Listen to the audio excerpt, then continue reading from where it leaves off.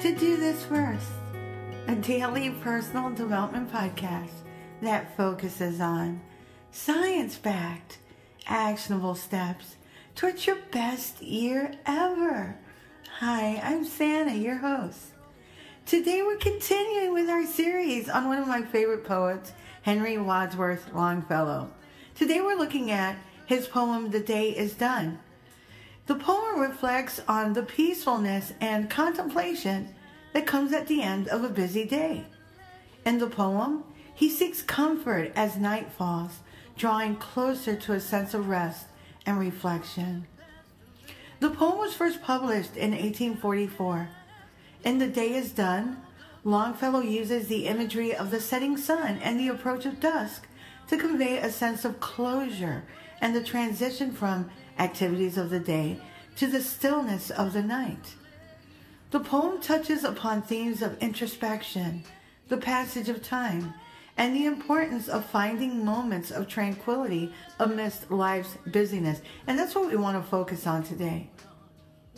When you're focused on your goals, like most of us are, the need for moments of calm and contemplation in the midst of life's demands can be challenging to carve out.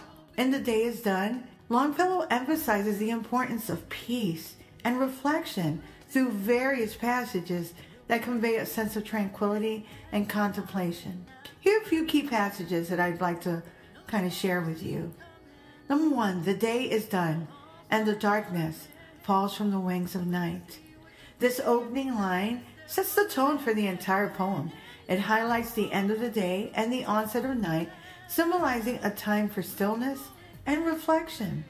Another passage, and the night shall be filled with music, and the cares that infest the day shall fold their tents and as silently steal away. The passage portrays the night as a time of peacefulness and a release from the worries and stresses of the day, suggesting a moment for contemplation and letting go of daily concerns. These passages within The Day is Done underscore Longfellow's theme of finding peace and insight through reflection, highlighting the significance of taking time for oneself amidst the busyness of life. Inner peace and reflection, especially at the end of your day, helps you to clear your mind and make better decisions. Science backs this assertion. Science says reflection facilitates better decisions because it allows us to process our experiences, evaluate the consequences of past actions, and consider alternative outcomes. The metacognitive process enhances self-awareness and critical thinking skills, enabling us to learn from our mistakes and successes.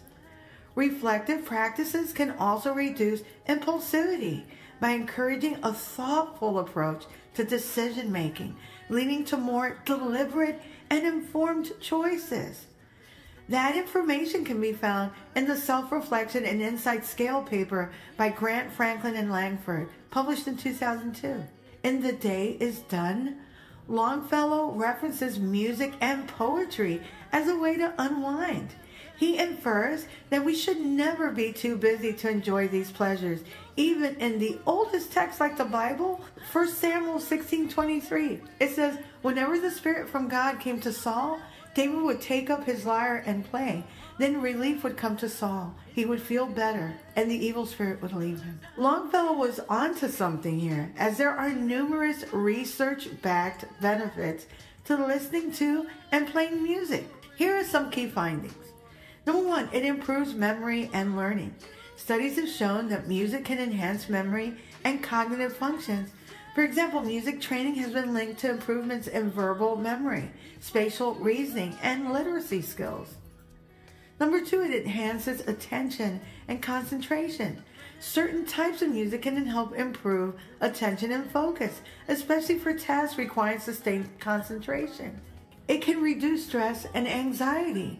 Listening to soothing music can significantly reduce levels of the stress hormone cortisol, helping to alleviate stress and anxiety. It can improve mood and emotional regulation. Music has been found to improve mood and help regulate emotions. It can evoke a wide range of emotions, helping us process and express feelings better. It can even alleviate symptoms of depression.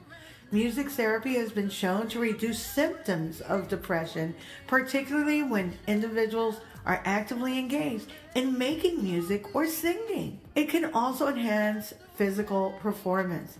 Listening to upbeat music can enhance physical performance during exercise by improving endurance and reducing the perception of effort.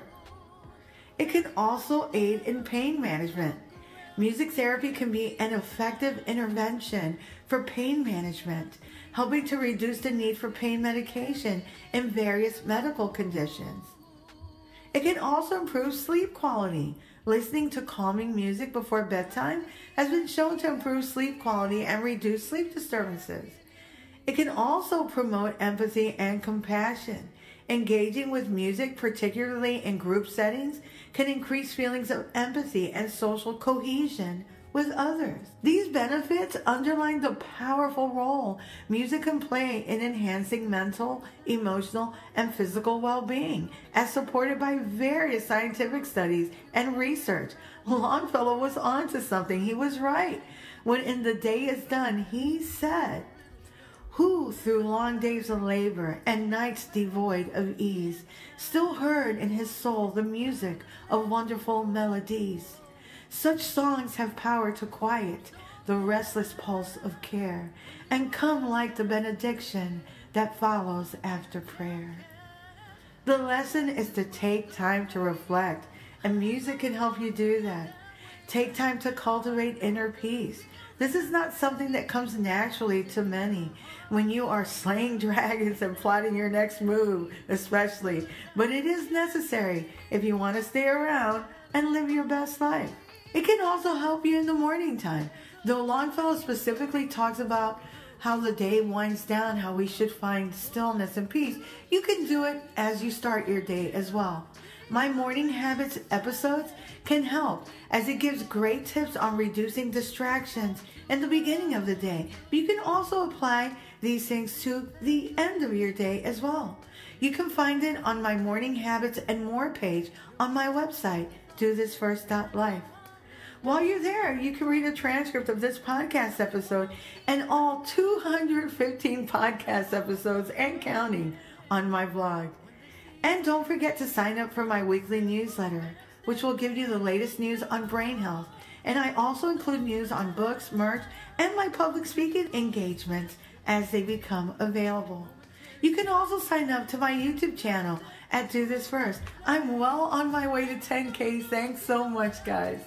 Tomorrow, we'll continue with our series on Henry Wadsworth Longfellow. Till tomorrow. Moving past the rain.